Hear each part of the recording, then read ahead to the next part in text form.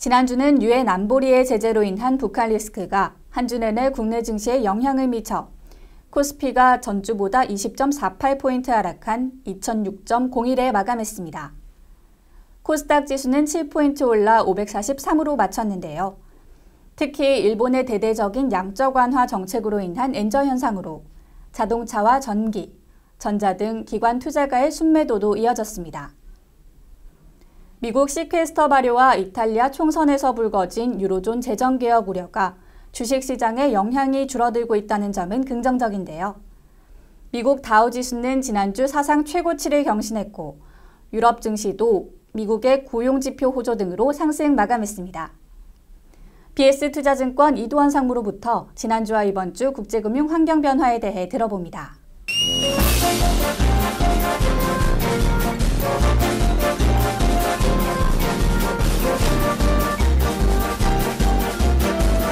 여러분 안녕하십니까? BS투자증권 이도원입니다. 미국이 역사적 최고가를 계속 경신을 하고 있습니다. 다우는 5년 5개월 만에 최고가를 보이면서 하루도 멈추지 않고 계속해서 연일 강세를 보이는 이런 모습을 보입니다. 미국의 주식시장의 상승은 전 세계 주식시장을 좀 긍정적인 면으로 이끄는 그런 면이 좀 많다고 볼 수 있습니다. 가장 큰 이유는 역시 수년 동안에 걸친 양적 완화, 즉 돈을 많이 풀었다는 점과 그리고 최근 나오는 경제 지표들이 모두 개선돼서 나오는 기초적인 펀더멘털이 매우 좋은 이런 모습을 보이는 것이 가장 큰 상승 배경이라고 볼 수 있겠습니다. 채권 같은 안정형 자산으로부터 주식처럼 위험형 자산으로 이동하는 모습은 미국뿐만이 아니라 유럽, 일본 등 전 세계의 공통적인 이런 현상이 아닌가 싶습니다.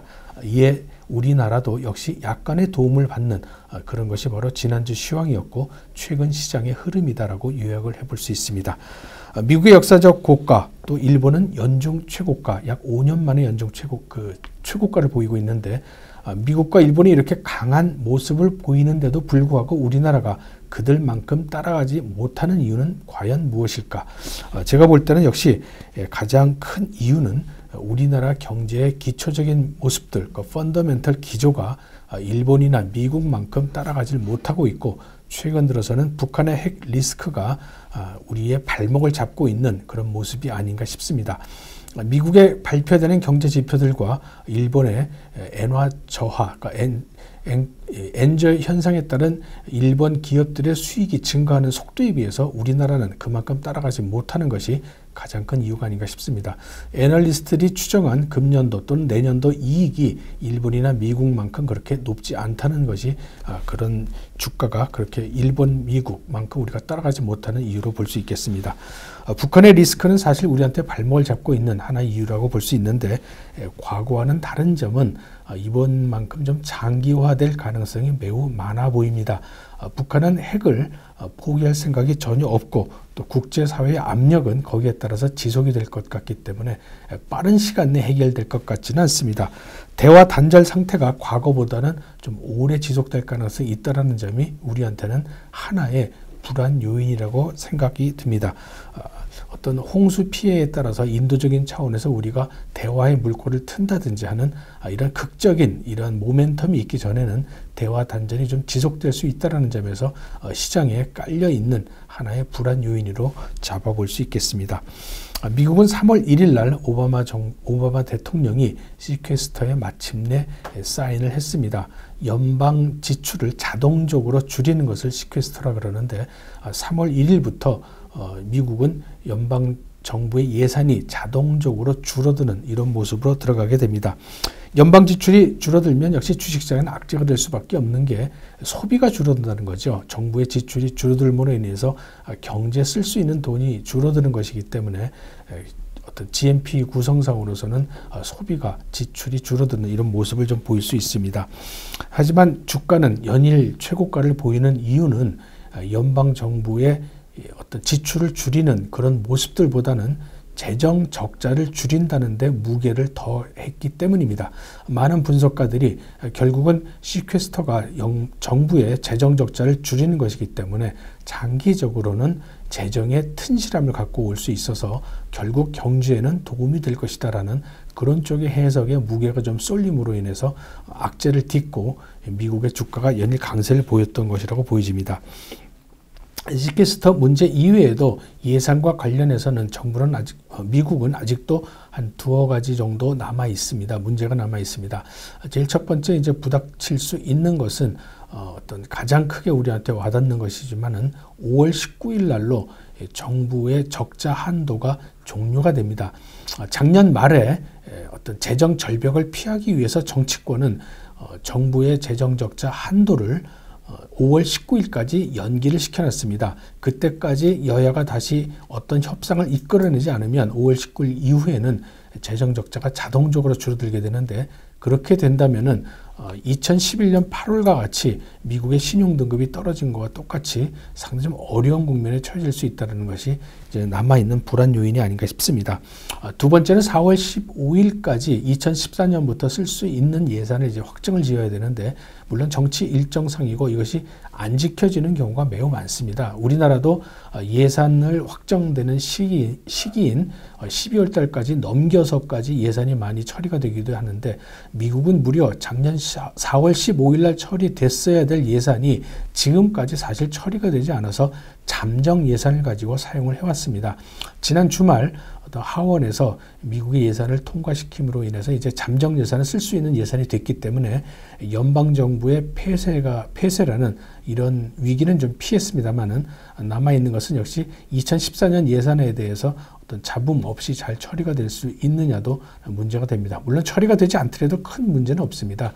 하지만은 이러한 그 여야 간의 대치 국면이 5월 19일 이전까지 해결을 해야 되는 정부의 재정 적자를 피할 수 있는 이런 곳까지 연장이 되기 때문에, 이런 연장선 면에서 정치권의 부드러운 이런 협상이 좀 필요한 그런 국면이 아닌가 싶습니다.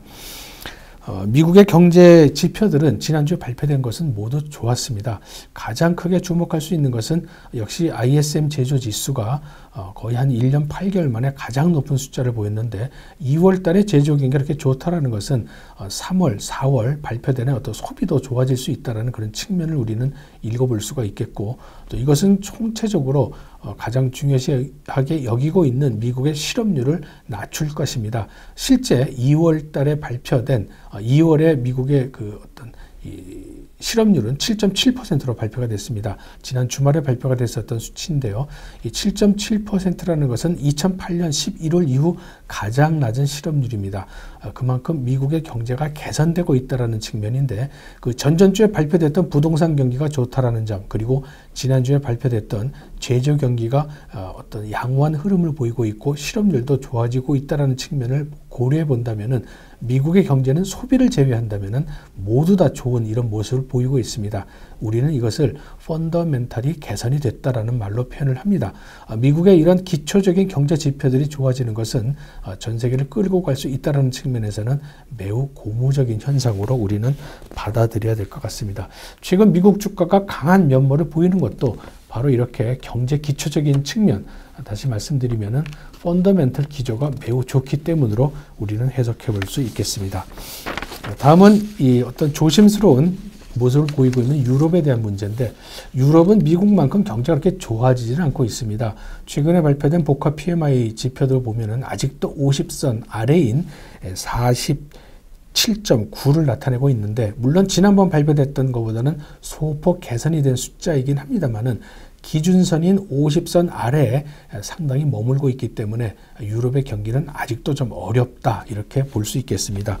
유럽 중앙은행은 지난주 금융통화회의를 개최를 했는데, 열었었는데, 금리는 일단 0.75%로 동결을 시켰고, 경제 성장률에 대한 전망치를 지난 12월 달에 전망했던 것보다는 약 0.2%포인트씩 낮추어서 전망을 했습니다.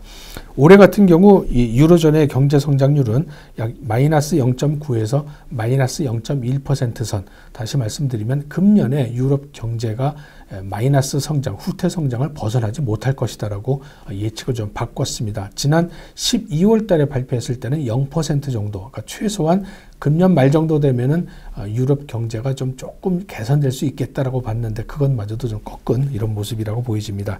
내년의 경제 성장률은 높게는 2%까지 높게 잡았는데 이것도 작년 12월 달에 전망할 때는 내년 경제 성장률이 아주 좋다고 예측된다면은 2.2% 성장률이라고 예측을 했었는데 0.2%포인트만큼 낮춰서 전망을 한 겁니다. 다행한 점은 독일의 이 어떤 경제 성장률이나 독일의 PMI는 좀 개선되고 있다는 점입니다.